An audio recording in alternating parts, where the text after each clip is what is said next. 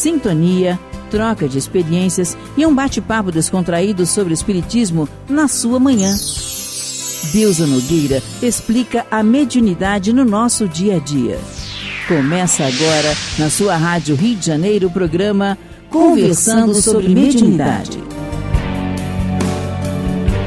Queridos amigos ouvintes da Rádio Rio de Janeiro, meu nome é Deusa Nogueira, estamos nós conversando sobre a mediunidade.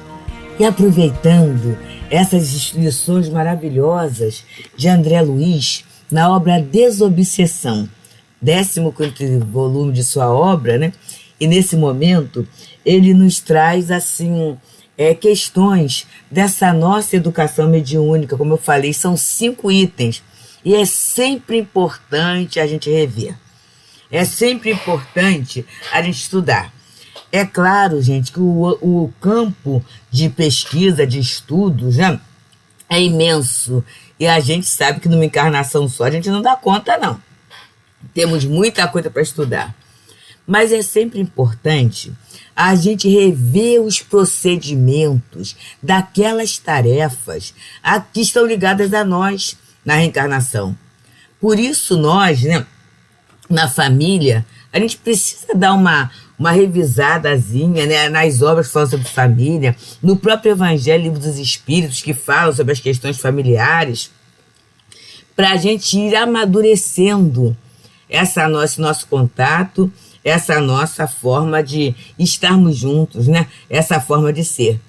A gente também, nas questões da educação, da profissão, necessitamos estar revendo para quê?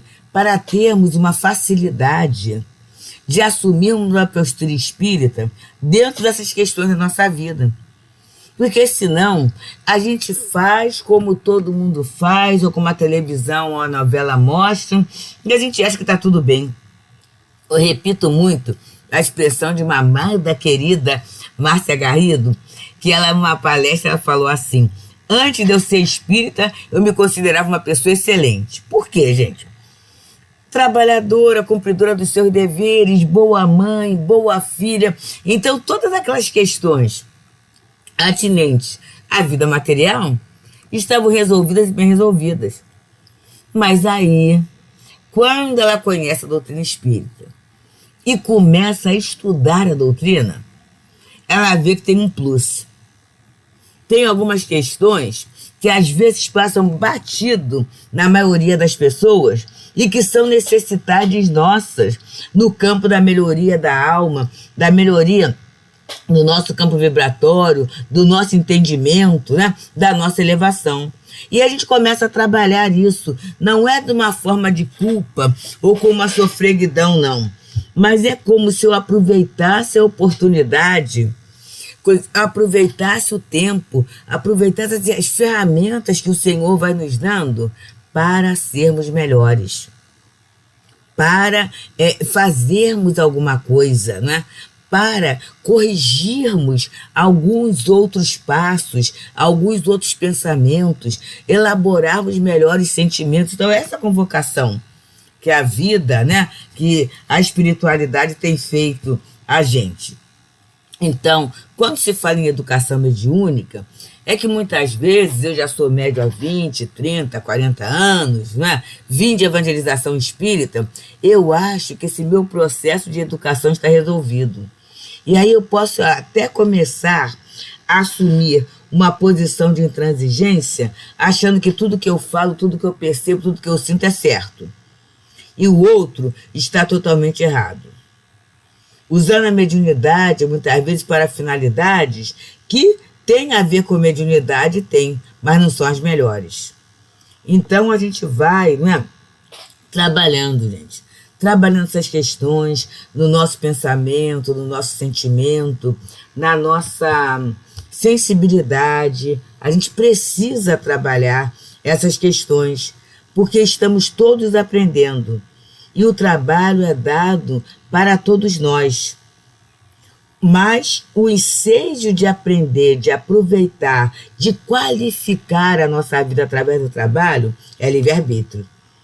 Então, André Luiz Estamos aqui no capítulo 46, intitulado Educação Mediúnica, parte 2, e ele fala assim: os medianeiros psicofônicos nunca admitam tanto descontrole que cheguem ao ponto de derribar móveis ou quaisquer objetos, tumultuando o ambiente. Bem, em alguns setores espiritualistas, essa questão, né, de derrubar móvel, de quebrar, de tudo isso, é vista até como uma comprovação de que a pessoa está mediunizada, da presença do espírito. Mas nós aqui não estamos no trabalho científico de comprovação. Nós estamos no trabalho de evangelização, de socorro a quem chega. Então, dentro disso, né, qualquer atitude que leve a criatura a derrubar, a fazer barulho, a tumultuar, né, é desaconselhável. Mesmo naqueles médiuns que têm a mediunidade de uma forma mais ostensiva. Me lembro de uma amada amiga, né, nossa Lúcia Moreira, que já está no plano espiritual e a gente trabalhou muito tempo junto na mesa mediúnica. Médium de uma ostensividade muito grande, de uma fidelidade à espiritualidade muito grande, excelente trabalhadora. E aí, algumas vezes, né, naquele momento, alguns espíritos até cruéis chegavam à nossa casa para o socorro, né? Alguns rebelados naquela situação de um grande descontrole. E aí, o que ela fazia?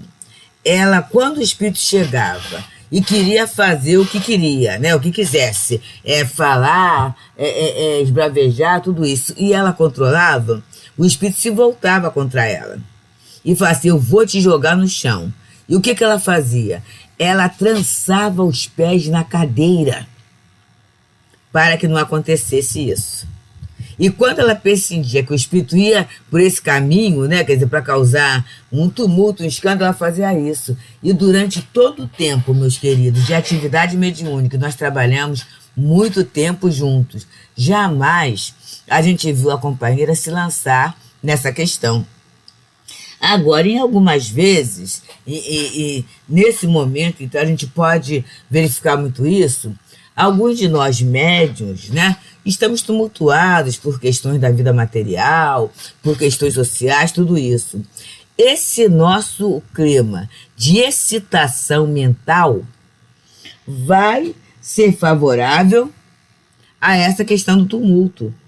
Por isso, já percebemos que em capítulos anteriores, os espíritos falam do cuidado, né, nesse dia, que a gente consiga manter uma rotina. Uma rotina, ninguém vai deixar de trabalhar por causa da desobsessão, ninguém vai deixar.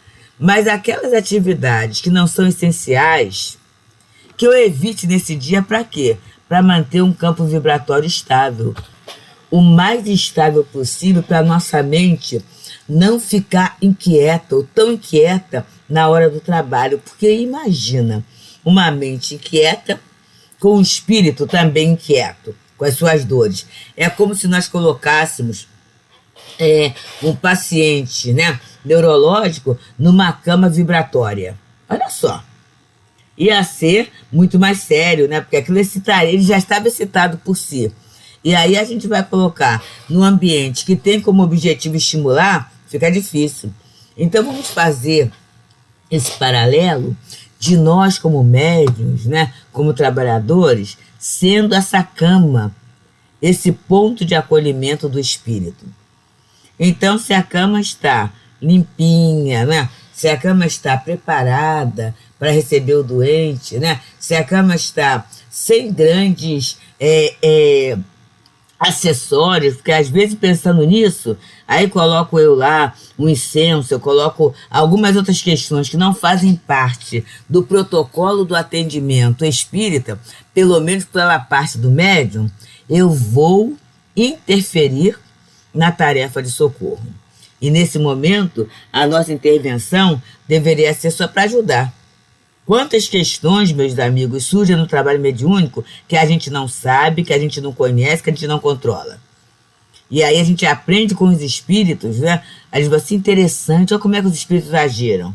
E a gente vai tendo um aprendizado, porque a direção é uma direção superior. Embora os trabalhadores, nem sempre todos, gozem desse nível de superioridade, mas eles são obedientes. Eles trabalham exatamente dentro do protocolo que é estabelecido pela espiritualidade. Essa é a característica do socorrista.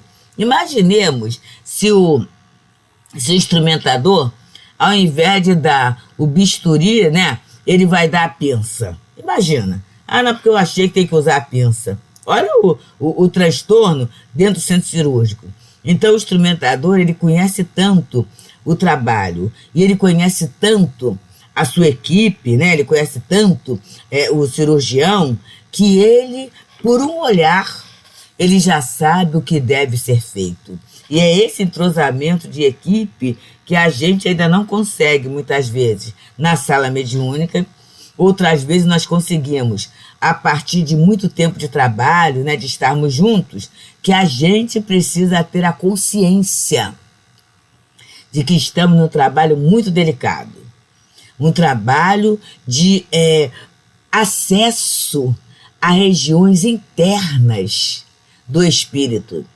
E aí vamos pensar se estivéssemos no lugar daquele irmão que chega. Se alguém tivesse acesso à nossa intimidade espiritual, como é que nós nos comportaríamos? Então é esse entendimento, meus amigos, meus irmãos, que a gente vai trabalhando ao longo do tempo para que não nos percamos. Não nos percamos em questões que não tem nada a ver com o trabalho, nem da espiritualidade, nem com o nosso, e aí a gente acaba angariando, né? Perda de tempo, refazimento, retrabalho, né? Fazer novamente o trabalho, muitas vezes até sentindo vontade de desistir, porque as coisas não ocorreram de acordo com o meu pensamento, com a minha cabeça, mas eu tenho que pensar, é de acordo com o meu pensamento ou é de acordo com a vontade de Deus? Será que eu tenho estudado, meditado, me comportado para entender a vontade de Deus no dia a dia da minha vida? Então são pontos interessantíssimos para a nossa meditação, para a nossa reflexão, né, nessa prática mediúnica, né, nesse cuidado da nossa vida. Lembrando também que muitas vezes, e aparece muita coisa no YouTube, eu tenho certeza que nenhum espírita faz isso. Mas tem gente que com raiva rasga papel, né? Joga objeto longe, né? Tem até imagens terríveis que a pessoa, porque o computador não funciona conforme quer, a pessoa quebra o computador. Duas coisas, né? Não funcionou e ainda vai ter um prejuízo muito grande, que sabe lá Deus quando é que vai ter condições de comprar uma máquina daquela. E mais sério ainda, se a máquina que eu quebro não me pertence. É de uma empresa, né? Vamos pensar, nós estamos, colocando entre aspas, nessa empresa de Jesus. Então, todo o material que está ali é empréstimo. Então, quando algo nos é emprestado, a gente tem que zelar muito para devolvê-lo da melhor forma possível, tal qual falou a amorável médium Dona Ivone do Amaral Pereira, né? Senhor, devolva a mediunidade em tuas mãos, tão limpas como eu recebi delas. Então, amigos, estamos aqui, pelas ondas sempre amadas. E quando eu falo amada, pessoal, você está repetindo, isso é clichê? Não é não, gente. A Rádio Rio de Janeiro tem representado muito na vida de cada um de nós e na vida de muitos ouvintes. É muito emocionante vermos os depoimentos. Eu particularmente me emociono muito num feirão em que o companheiro, o irmão, chegou e falou, né? Eu queria muito agradecer pelo estudo da obra Evolução em Dois Mundos e Mecanismo da Mediunidade, que são 2 livros bem técnicos de André Luiz, né? E a gente procurou estudar, procurou aprofundar, mas o trabalho não é comunicação. A comunicação é para dar um entendimento. E é muito interessante que tivemos o retorno desse irmão. Ele falou assim, olha, eu pegava o meu livrinho, ia escutando as gravações e anotando, é como se eu estivesse numa sala de aula aprendendo, olha só. E então a gente está vendo a utilidade da rádio na nossa vida, né? Jesus falou, se de 1000 conseguires um, já tá bom, né? Um ouvinte que aproveite desse espaço já é um ganho muito grande para a rádio, para quem está fazendo, né? E para a própria doutrina espírita. Então é por isso que a nossa rádio, Amorável, ela necessita da nossa atenção, do nosso carinho. Muitas vezes eu posso estar numa situação que eu não consigo contribuir financeiramente, mas eu posso conhecer alguém que se utilizará dela e que vai aproveitar, não é, esses momentos de estudo, de reflexão, de entendimento. Então estamos aqui, estudando a obra Desobsessão de André Luiz, através dos médiuns Francisco Cândido Xavier e Valdo Vieira, na lição 46, que fala sobre educação mediúnica, parte 2.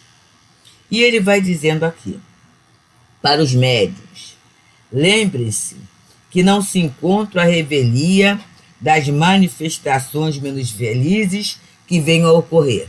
Então vamos pensar, eu trabalho numa casa, essa casa tem uma direção espiritual, então os espíritos são trazidos, e são trazidos para serem atendidos. Então eu estou dentro de uma programação que a direção espiritual da casa fez de atendimento. Então não é qualquer espírito que entra de qualquer jeito, é um projeto. E será que os benfeitores espirituais, da direção espiritual da casa, ela vai abraçar o desmazelo, ela vai abraçar a derrubada de móveis, a confusão? A gente sabe que os espíritos superiores jamais vão trabalhar nessa forma. Lembramos até da palavra de Jesus, que em todas as aparições que ele fez, né, durante aquelas 40 aparições que ele esteve durante o tempo que após a crucificação, ele falava, paz seja convosco. Então os bons espíritos, eles são esses amantes da paz, amantes do bem. Se eles amam a paz, se eles amam o bem, né, eles vão trazer espíritos inquietos, espíritos desarvorados, mas para privarem de uma ambiência espiritual diferente, de uma atmosfera espiritual diferente daquelas que eles estão acostumados a vivenciar. Então é nesse ponto que o médium tem que ter cuidado. Se ele acha que tem que resolver tudo aos gritos, se ele acha que tem que resolver tudo quebrando objeto, atingindo pessoas, agredindo, tudo isso, ele vai ser um instrumento ineficaz dentro desse projeto da espiritualidade. Porque não é para ser exatamente igual ao espírito que chega, mas é para mostrar um diferencial, né?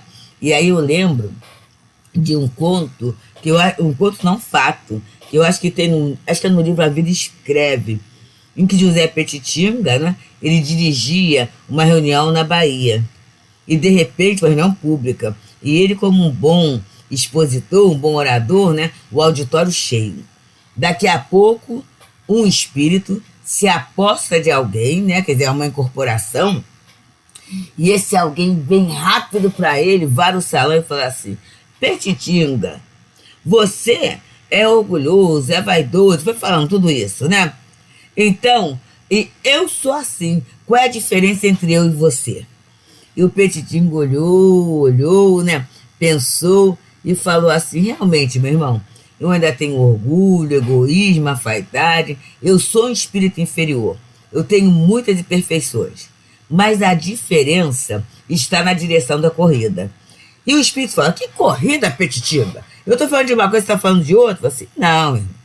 É porque, na verdade, você ainda corre atrás dessas imperfeições todas.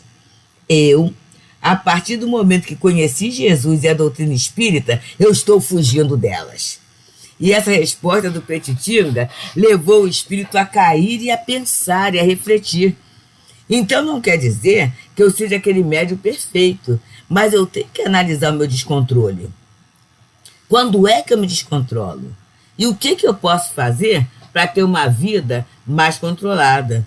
Porque, na verdade, eu estou admitida num trabalho que tem uma direção, e a direção é da pacificação, é a da cura, é a da esperança, é a de vislumbrar novos projetos, é a de mostrar ideias que vão renovar o espírito para o futuro.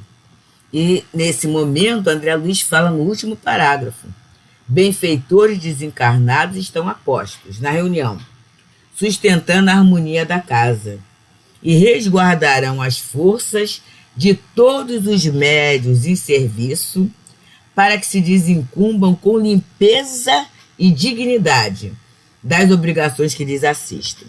Então eu contei o fato da nossa amada Lúcia Moreira, em que ela, sabendo, né, desse apoio da espiritualidade, ela sabia que podia e que poderia controlar o espírito. E aquilo que faltasse de forças nela, a espiritualidade supriria.